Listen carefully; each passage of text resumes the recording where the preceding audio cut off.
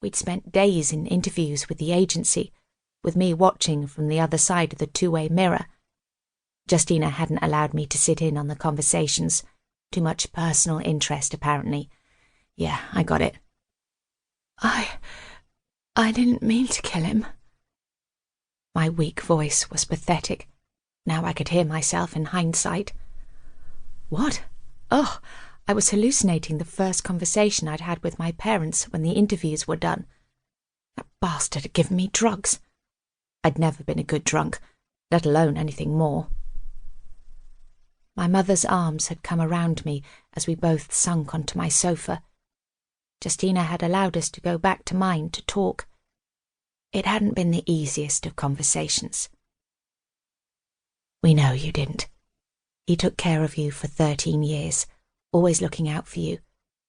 But he knew what dark crawlers did to a person, sweetheart. My mother had glanced at my father, who stared at the spell on my wall. Didn't he, love?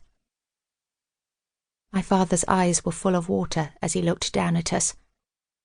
My shoulders dropped at the same time as my stomach plummeted. As much as my father loved me, I could see the sadness in his eyes. Warlocks are in danger. You're making it up to him by being an agent.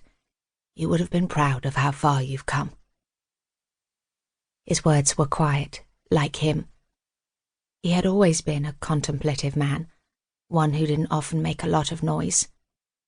I had been the opposite, and yet at night, when it was time for bed, it had been him I most wanted to read me a story. An itch in my hair brought me back to the present. Trying my hardest to press up from the ground, I rubbed my hands through the dirty strands. Ugh! What if there were rats in the cell with me? Not that I usually minded rats. Kingsley was... Kingsley? Who was looking after my pet while I was locked in this hellhole? We had to keep out of sight. My mother knew we were onto her. My mother's voice pulled me back to the hallucination. We faked our death to protect you from her.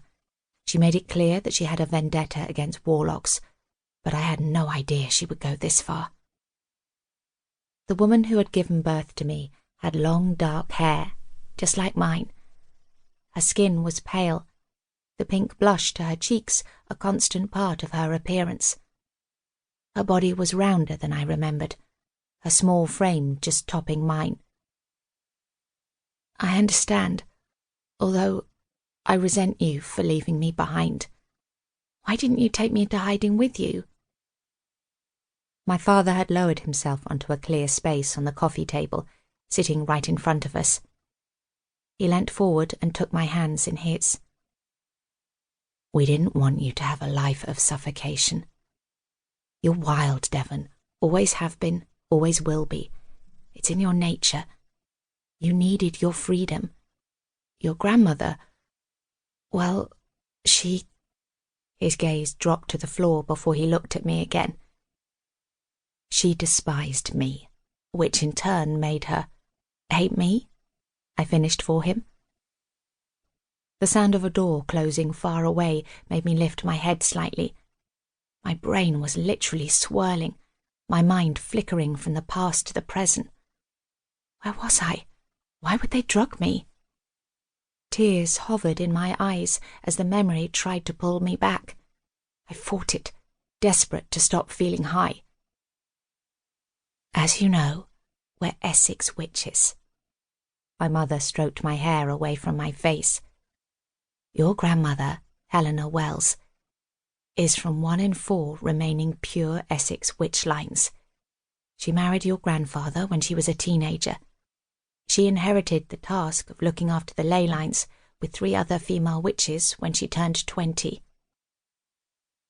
I vaguely recalled memories of this story.